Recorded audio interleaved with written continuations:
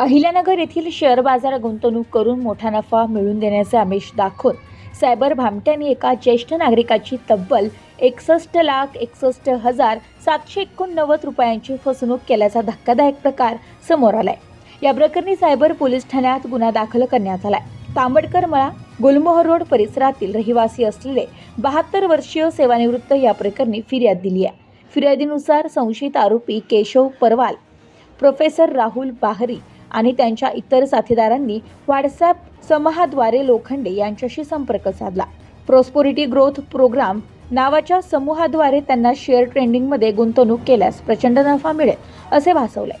भामट्यांनी त्यांचा विश्वास संपादन करून वेळोवेळी विविध खात्यांवर पैसे भरण्यास भाग पाडलं। डिसेंबर 2025 ते जानेवारी 2026 या कालावधीत हा फसवणुकीचा प्रकार घडला। आपली फसवणूक झाल्याचे लक्षात येताच लोखंडे यांनी पोलिसात धाव घेतली। या प्रकरणात पोलिसांनी केशव परवाल, प्रोफेसर राहुल बाहरी यांच्यासह अन्य मोबाईल क्रमांक धारकांविरुद्ध भारतीय न्याय संहिता आणि माहिती तंत्रज्ञान कायद्यान्वये गुन्हा नोंदवलाय। पोलीस निरीक्षक सागर ढिगले या प्रकरणाचा पुढील तपास करत आहेत। नागरिकांनी अनोळखी व्यक्तींनी दिलेल्या गुंतवणुकीच्या आमिषाला बळी पडू नये असे आवाहन सायबर पोलिसांनी केले।